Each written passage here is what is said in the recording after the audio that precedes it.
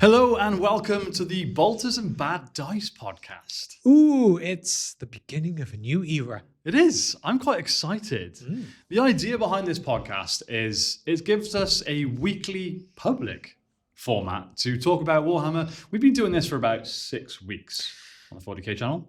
Yes, we got a good handful of episodes, but now it's changing format. Yes, it's all been members only, exclusive to our channel members and over on our website, the tabletopalliance.co.uk. But now we've decided we want to talk to more people. Yes, there will still be members exclusive stuff as a part of this as well. So it's not like you're missing out on stuff, but we're just opening the doors to the beginning. That's true. So the way we're going to do this, every episode will start off with kind of an introduction, check in with us, any guests that we may have, what's been going on, what stuff we've been working on in the hobby, tournaments we've been to, etc. Then we'll cover the weekly 40k news that's happened within the previous week. And then after that, we'll move on to our improvement phase. I want to say it's a working title, but I quite like it. I like it too.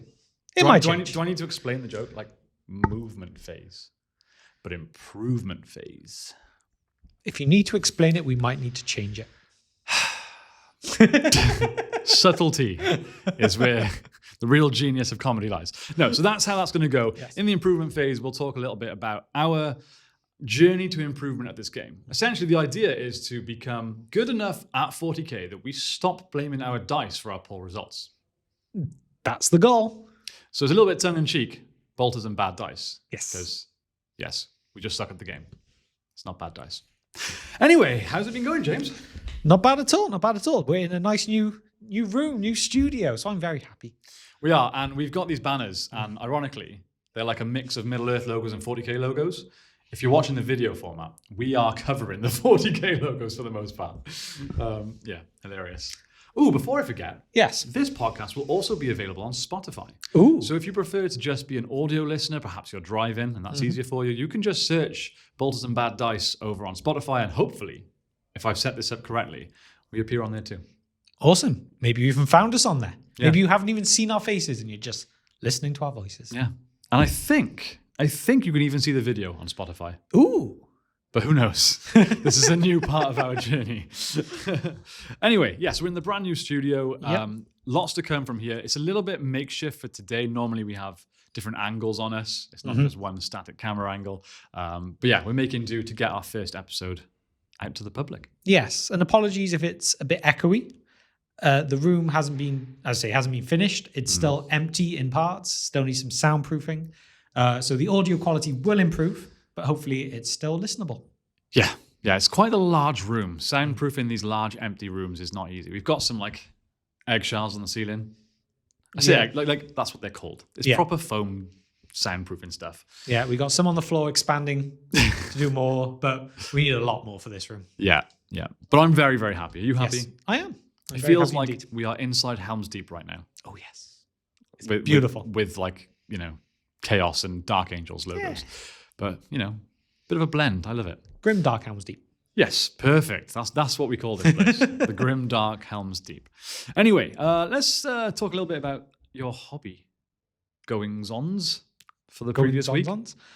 It's funny because we have another podcast, right? Yes. For the Tabletop Alliance, full stop. There's two versions, TTA and TTA 40K. That one is Middle-earth based. And on our podcast over on that channel, we always have a segment called Hobby Progress, where we talk about what we've been working on and what we want to work on in the coming weeks. We almost always talk about 40K on there, even though it's a Middle-earth podcast. So it only feels right to maybe talk more about that here. Yes. I mean, we've got a lot of Middle-earth stuff already. So a lot of the stuff we use is already ready. Where 40K, we're building, we're expanding all the time. It's already ready. I like that. So there's just more 40K to be going on at the moment. But yeah, at the moment, I'm working on some Black Templars. Slowly, but surely. More slowly than surely, but slowly. In your defense, you have just painted the whole Legio Custodes box. Yes, did the whole box for that, which was on a live stream on the channel last week? 2 weeks ago? 2 weeks ago, yeah. Around 2 weeks. Depends when this goes out. Around 2 weeks ago. But basically just before the release. It's an absolutely stunning box. I loved it. And they've now announced the all individual bits of it. Yeah. Which we'll cover Yes. in our 40k news roundup. Yeah, so I'm working on some Black Templars for the stream this weekend, where I'll be playing against Shane and his Blood Angels. Yes. I believe it's my first ever game against Blood Angels. Ooh, Using an interesting. army that I've not really used either. So it's all a learning lesson for this Saturday. They move really fast. They hit really hard. I've just thought we have to get a practice game in with Black Templars this week. Yeah, we're going to struggle with time.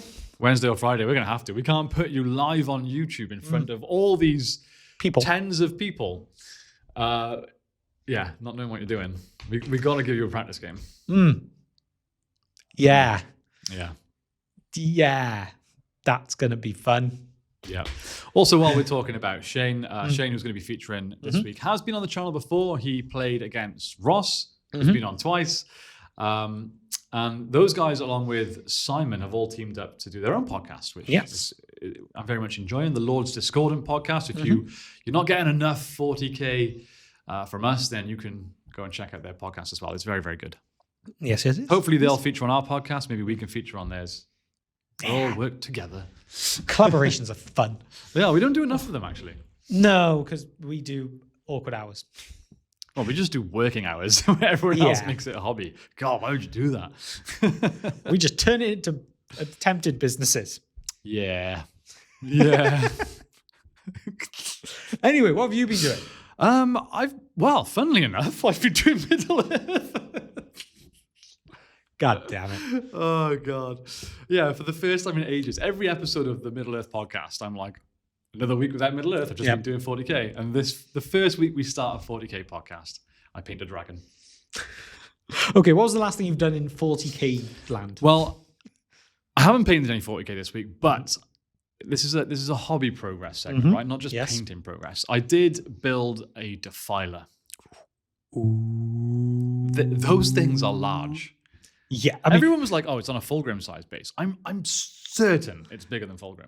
it's definitely a frisbee. Oh, it's huge. I opened the box and saw the base. I was like, Jesus Christ! Yeah, it's I ridiculous. didn't actually I didn't comprehend how big it was going to be. And it's like a huge 6-legged spider. Yeah. But the tips of the legs are like claws, so they're literal points.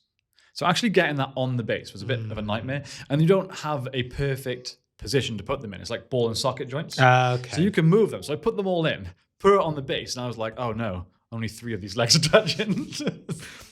Just get some cork, shove it underneath Yeah. them. Yeah.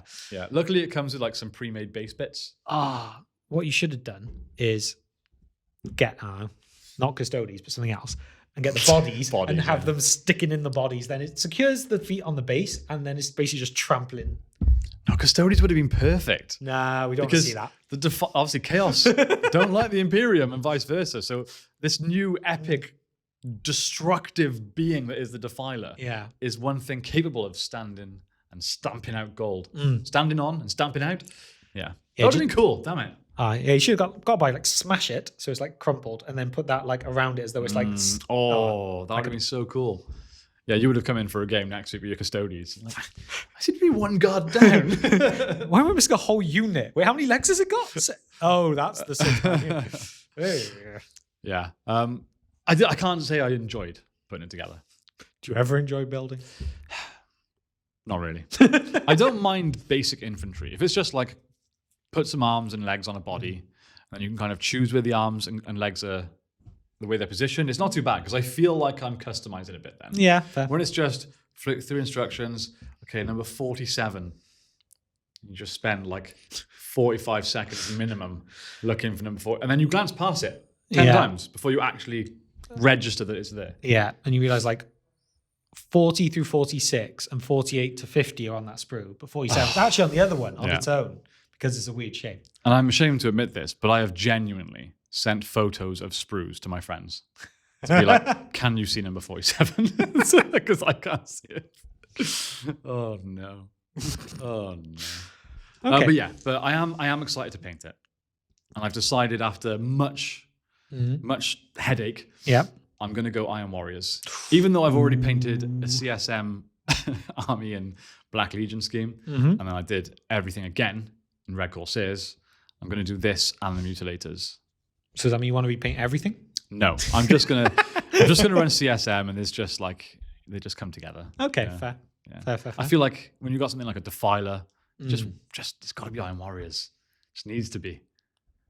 Or you just get like, I don't know, 6 and just do everyone. Yeah. It's tempting. They're only like £100 models. It's tempting. I can't lie. It really is. Do they come in gold? Oh, God. This guy. All right. Speaking about gold, I guess it's time to move on to the 40K News Roundup.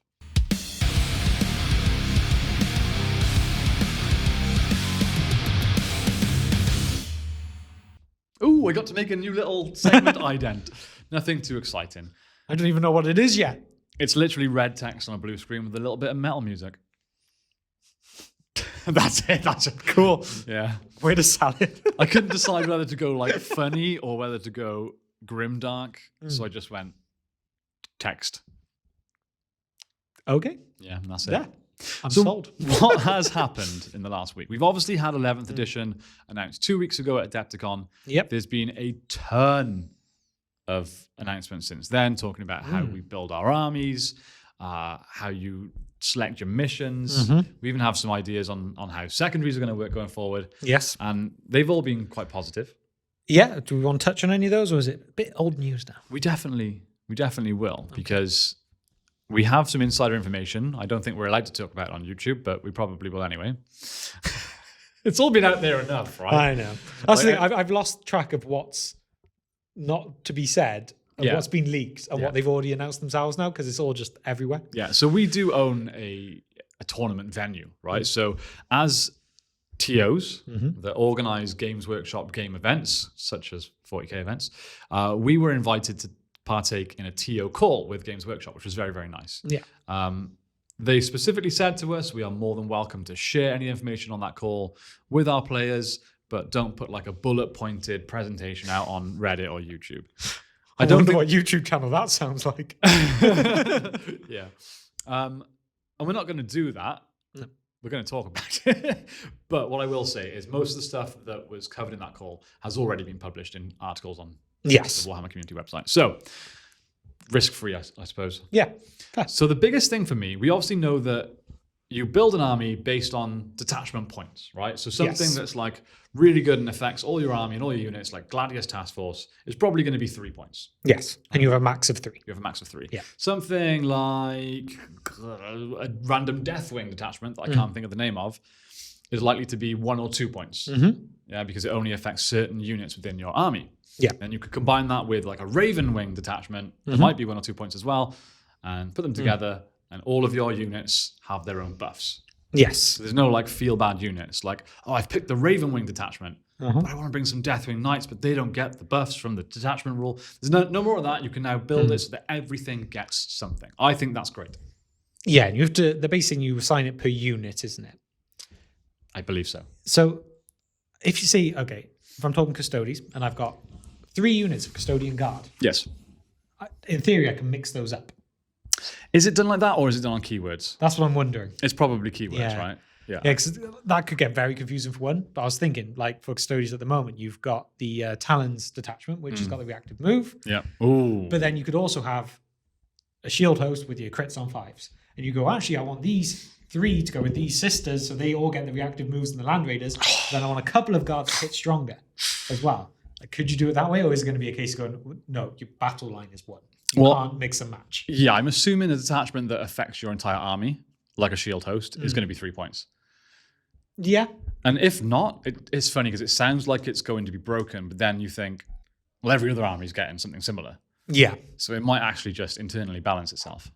Yeah, you'd hope so. Because there's definitely element, like you mentioned with the Ravenwing stuff, and again, if I bring it to Custodes, it's like with the Dreadnoughts and stuff, being able to run Solar Spearhead inside of other stuff, meaning Dreadnoughts are viable in a different list. They're not going, it's either all Dreadnoughts or none. And that's kind of the way it goes. Like, I love that idea. I just feel like it brings so much more flexibility to lists and doesn't kind of go, oh, this is... There's always going to be a meta list, I get that. But you got a bit more flexibility going, ooh, well, this still works and it's fun, and I can use some of these other models that perhaps haven't seen any use, and it gives me something different, and they get the buffs. Rather than going, I want to use it, but it just doesn't work in this. Yeah, no, I think it's a really great change. The one concern I do have is how this determines your mission. So you essentially compare your detachment against your opponent's attachments, and this gives you a mission, primary mission Yeah. that you're trying to do. And I believe Mm-hmm. you each have your own primary missions. Yes. So if your force, this is my force, tells you that you want to be sneaky and planting mines in terrain, Yeah. you're trying to do that. Uh-huh. I then might be trying to hold objectives that might have mines in. I don't know. Something like that. Or you're trying to defend your home objective and push forward to something else, and I'm trying to take these off you. They should go against each other like this. I think there's probably going to be an element of unbalance here early on. Yeah. There's always going to be, I think. They won't be able to have test played enough with every single army detachment and variation to go, this is going to work everywhere. Yeah. People will always find the broken system in it somewhere. Yeah. And I think there's going to be missions that are much like primary missions that are going to be much easier to achieve than others. Yeah. So I guess like a meta primary will appear pretty soon, and everyone will just build their armies to do that mission. Yeah. Yeah, that sounds like Yeah. it makes sense. Yeah. Which, I mean, it's a game. Like, at the end of the day, you're going to find ways to cheat a game. True. It happens on anyone that there is. Hopefully not in a too broken way and it ruins the edition. I think GW are pretty good with going, oh, okay, we need to make some changes on Yeah. this. It's not working. That's it. And they will make changes. I don't Yeah. think they're too proud to go, nope, we like this, we're sticking with it. I think if it's broken and there's obviously an issue, I think they will address it. Yeah, I just can't wait to find out more details and Yeah. test play it. and I just stuff. want to know the details on all the criteria for scoring for these missions. Yes. Yeah. Like what different stuff am I going to get to do in the game now? Because we've been doing the same kind of stuff for quite a while, Yeah. you know? Secondaries then. Okay. This was one of the main questions on the call, right? Yes. And again, this has now been confirmed publicly, is you will no longer discard secondaries, Well, right? you don't have to. So you can hold more than 2 is basically Yes. the main of it. But you can only score a max of 15 per battle round. I don't know if they confirm that as the number. I think but they did, It's 15 basically points. it's the same as primary. Yeah, I think Yeah. it's 15 points Okay. per battle round. Assuming it's still, I assume scoring like that is still the same. Yeah. The only question I have here is command points. Can you still discard one for a command point? I think you can, Do but you? I just don't think you have to. Because so many We don't times, have to now.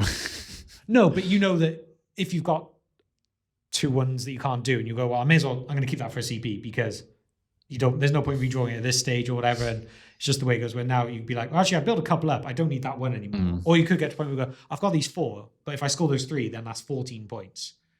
Maybe the CP is better than that 1 extra point, or it could be that like I'm going to score max anyway, so if I just discard that, I get the CP.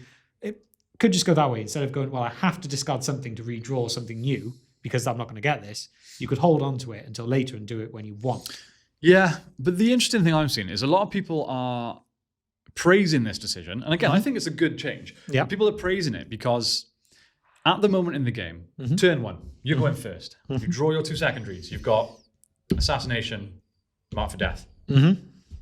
Well, I'm not scoring any points. Yeah. That's still going to be the case here. Because you can still only draw 2 secondaries in your first turn, Yes, but you can now score those later. but still only a max of 15. Yeah. But scoring 15 for secondaries in a turn, I don't think it's going to be True. that. I think you really got to stack them to one particular moment to be doing that. Yeah. Because Yeah, it's not like you can hold them all and just score them all in turn 4 or score them all in turn 5. well, you could. But you can't. It's 15 max. Yeah. But yeah, I think it's that kind of thing of like, because there's so many, well, you might only score 2 or 3 points. And say that you get a load where you're only scoring 3 points, but you can score 5 of those in one go and get max 15. Yeah, true. So yeah, it might just be one of those we go, oh, I'll keep it like, I guess the other side is, You can score them in your opponent's turn. Is that what you're going to say? or do you have to score them? So say you've got table cores Yeah. and you go, oh, well, I've got 2 table cores, but I don't want to score that yet. I actually want to wait Right, I see what you're saying.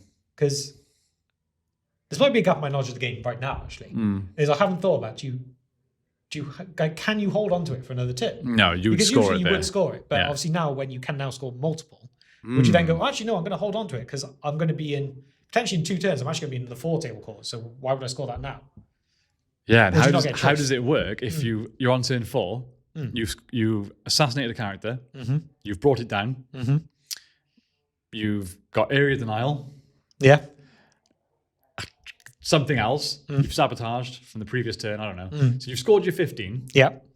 but you have engaged on all fronts and you're in 3 table quarters. Yeah. Does it just not score? Or how do you choose what doesn't score? Yeah. Can you pick which are the ones that do score at that moment? Do you have to add them up so you only get 14, for example? Yeah. Like it might be a bit of an odd. Then I guess that's Tally. hard to say. Say it is because assassination you score if there's no characters left, don't you? Yeah. So is that a case where you go, okay, I'm going to hold on to assassination because I can just auto score that later Yeah. because there's no. You could go, oh, they got no characters left. So it's when I want to take that when I can, but I'm going to rack up on the other ones when I potentially would lose out on points until Oh, that's going to get messy. it could, or it could be very strategic and going, well, no, that's I'm holding that until later. Or is it going to be one of those like, oh, you forgot to score your secondary, so now you've missed out on it? Do you know what I mean? Yeah. It might just be a case of, well, if it is scoreable, it's scored, just to save that. I think that's probably the case. But again, that still doesn't solve what I just said. You could score more than 15 points worth. What happens with the one that you can't score? Well, that's Is it the just point. scrapped? Yeah, well, if they But have which to, one? well, if you scored them all, it doesn't matter. If you scored 15, then you got 15. I At guess. that point, it makes no difference. I guess. It's whether you can then hold it back and go, no, I'll score next turn then. Yeah. That's a tough Interesting. one. That is a tough one. Interesting. Yeah, there's going to need to be some clarification on that because there's potentially ways to play that. I think. Yeah. I'm not smart enough to figure them out. But yeah.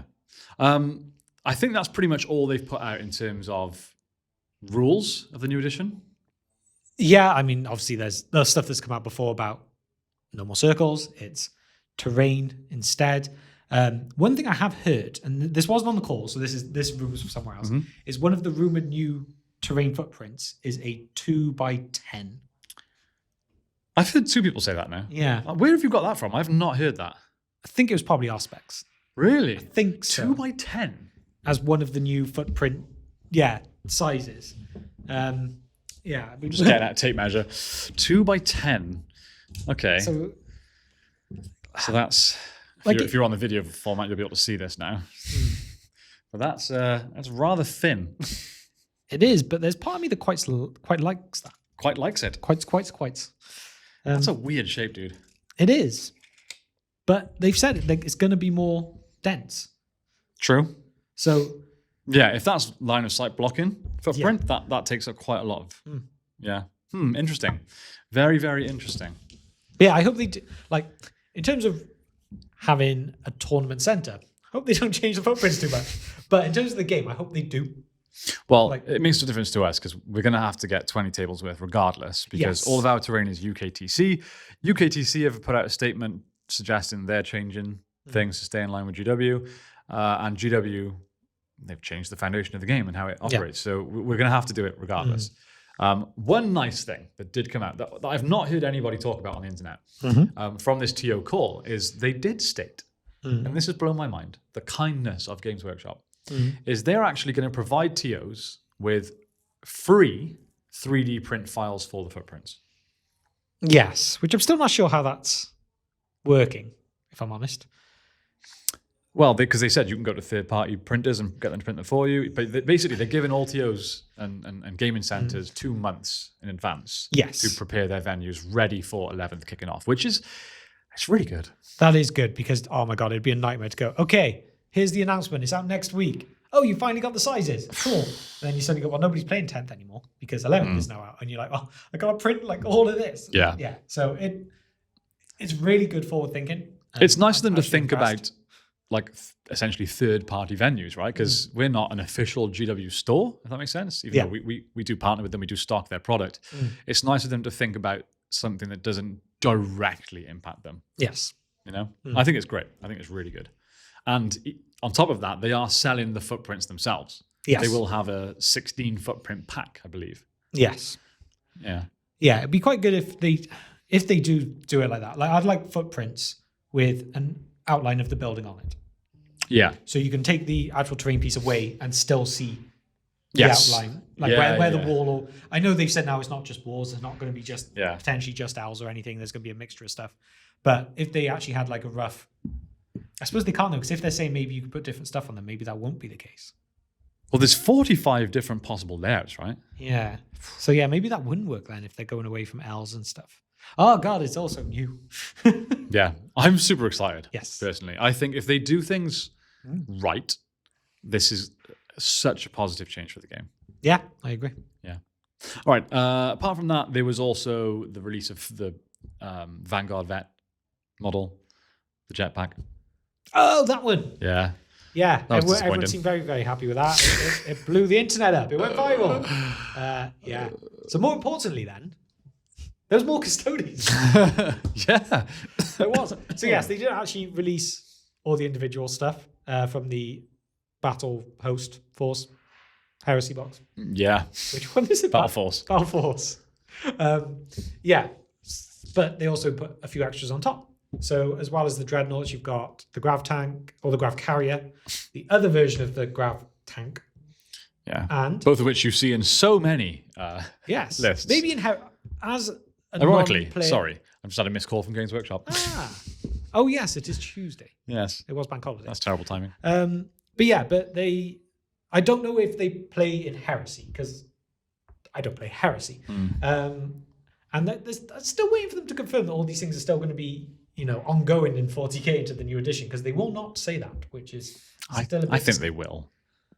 They've got a history of doing the opposite. That's the issue. They got a history of doing the opposite, and they won't simply just go yes. They're just going yes. It's available to you. You can use it in the current version of the game. True. It's like stop saying current and just say it's going to be playable in 40k. Well, it could just be a case of the social media team aren't necessarily in the know of what will be playable. So Yeah, but it's affecting their sales. I mean, I say that the box sold out in like a minute, and you can't get it anywhere, and it's twice the price on eBay already. But here's the thing: I know lots of people who haven't bought it because they've gone, I don't want to invest in it, and then they go, oh yeah, the Dreadnought's gone, the Grav Tank's gone, so you could have bought the rest of it for way cheaper. yeah. But with that, they are bringing out the new Venatari, which I think is stunning, and Blood Angels players are not happy. Yeah. So these kind of models can have wings, eh? And beautiful wings. Yeah. No, they do look great. I'm not a Blood Angels player. I personally, excuse me, not a fan of Blood Angels. Look, Sanguinius, what a guy. What a guy. But yeah, I think it's probably one of those things if there's just too many of them around me at all times. But I do get their sadness over the Sanguinary Guard losing their wings. They're angels.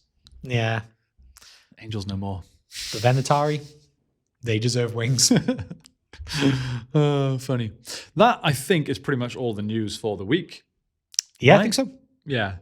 As this podcast goes on, week by week, we'll probably go more into depth about the news, and we'll make sure, like there has obviously been an FAQ and stuff over the last couple of weeks too, but Oh, yeah, true. every other channel and their mother has covered it, so we'll leave that for now. Okay.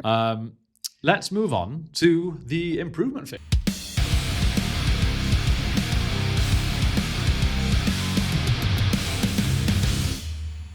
Little jingle graphic thing.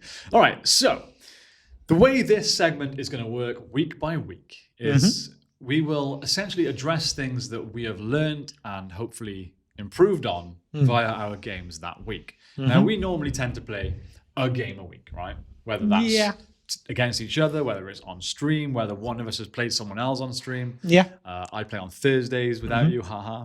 And in this case, it could be a doubles match. Yes. Yes, it was. So this week we actually had our first ever experience in 40k doubles. It wasn't a tournament, it was just a get together for a friend's birthday. Shout out Adam. And yeah, I think there was 20 people. Yep. Yeah. Teamed up, got randomly assigned a pair of opponents. Yep. And yeah, we played. Yes. We'll kind of talk about the game briefly, like without too much detail, and what takeaways we have from it.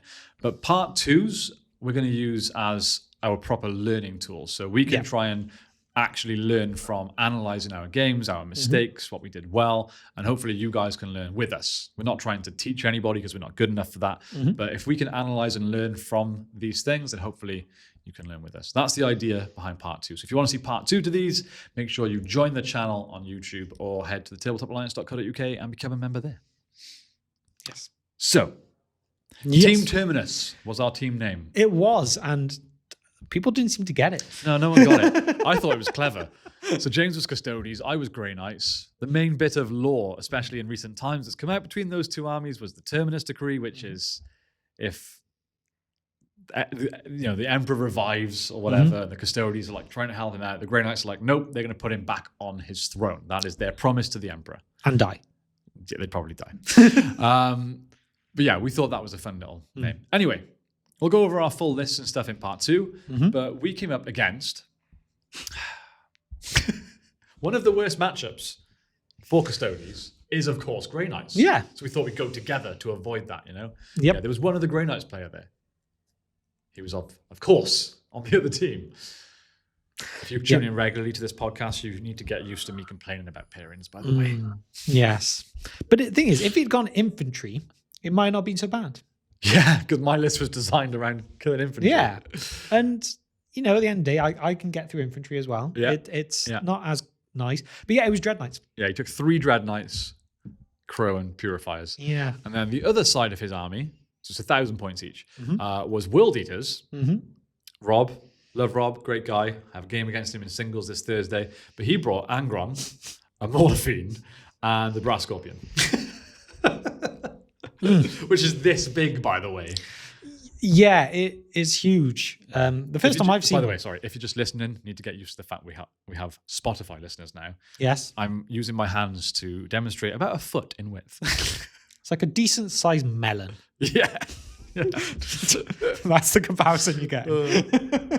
Yeah. So that thing has like, I don't know, I think it's like T12. 26 wounds? I was going to say 97, but okay. yeah, sure. Yeah. Yeah, it felt that way anyway. Now, we're not going to go into the specifics of the game plan, the strategy, and the outcome of the game. But do you have a single takeaway that you have learned from this game? Yeah, I scored more points when you were gone. Spoilers! No, I joke.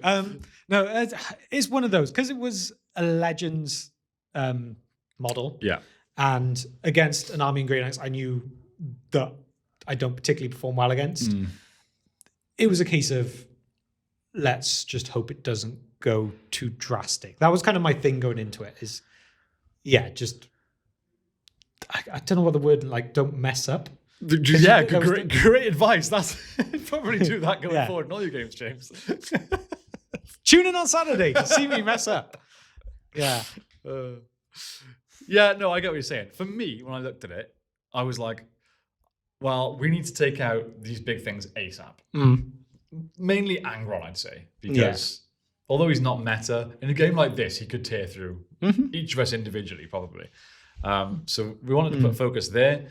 But also, I have a Crow unit of Purifiers. He had a Crow unit of Purifiers. In my head, it was kind of a case of which one of us deletes the other first. Yeah. And we have all infantry, so we really needed to be worried about his, right?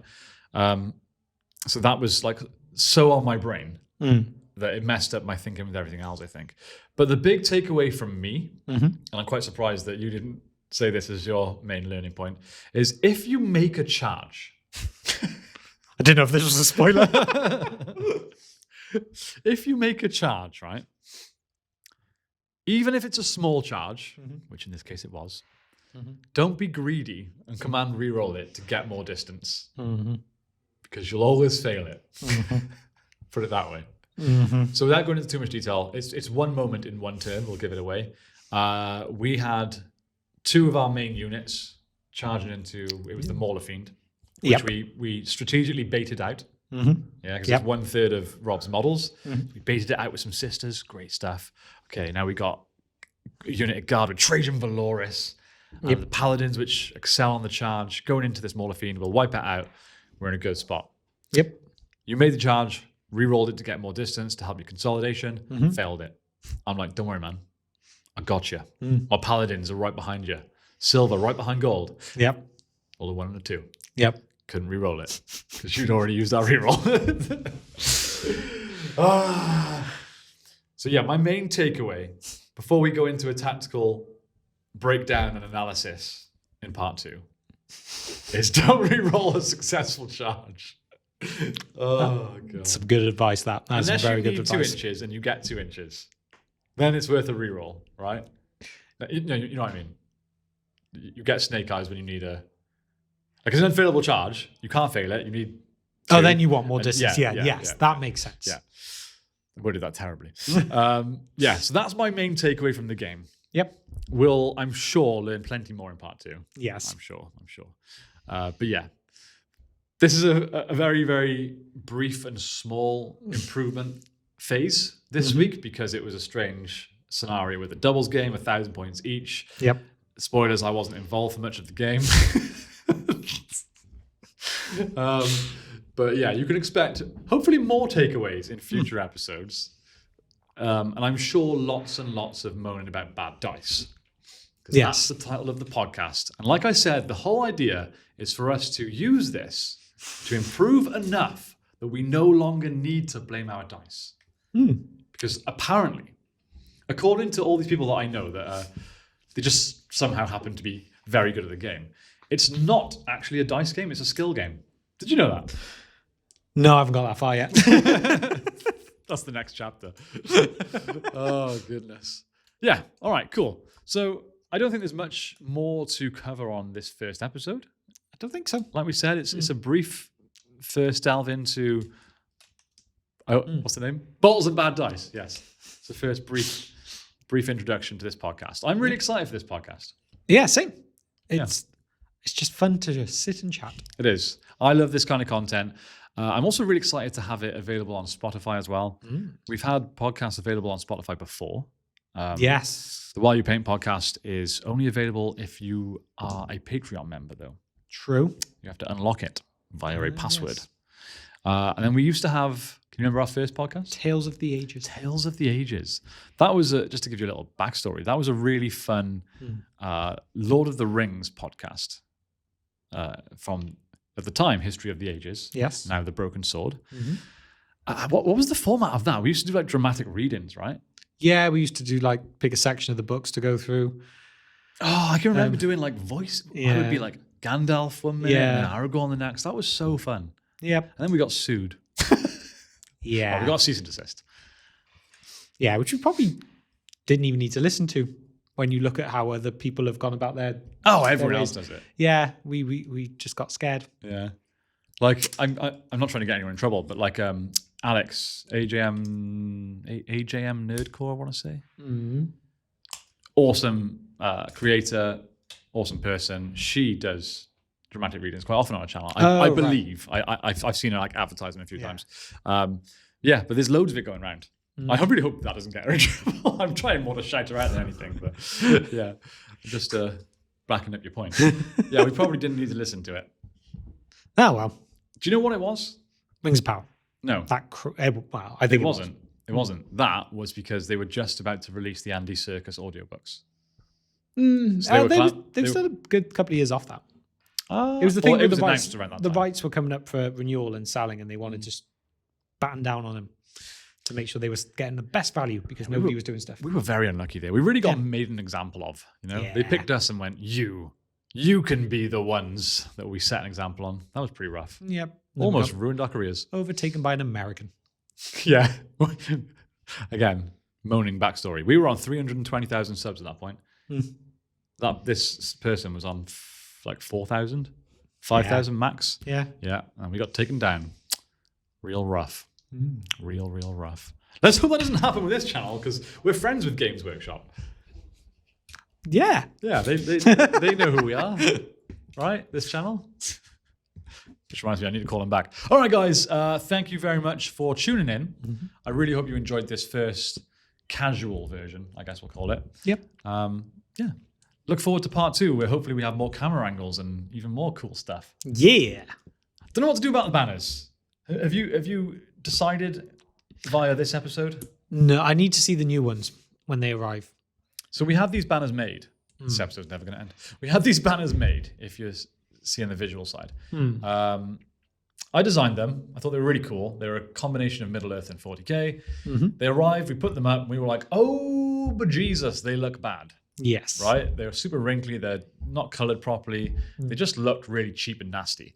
So we went, screw it, we'll splash out. We'll splash out on the official Warhammer ones. Really, really nice, fancy, good quality ones, which still haven't arrived. And then just for this episode, we just quickly, 5 minutes before, duct taped those to the wall and went, oh, our lighting makes them look really nice. Yeah, they're still a little bit wrinkly. Yeah, but it works. It does. So yeah, they do work. So I'm not sure. I'm really not sure. If you're seeing this and you've got all the way to the end of this rambling outro, comment down below. Let us know what you think of the backdrop. Do we need to upgrade it, update it to the official banners, or do they just work? Let us know. All right. Good. Good. Thanks, guys. Have a great day, and we'll see you next time on Boulders and Bad Dice. Bye, guys.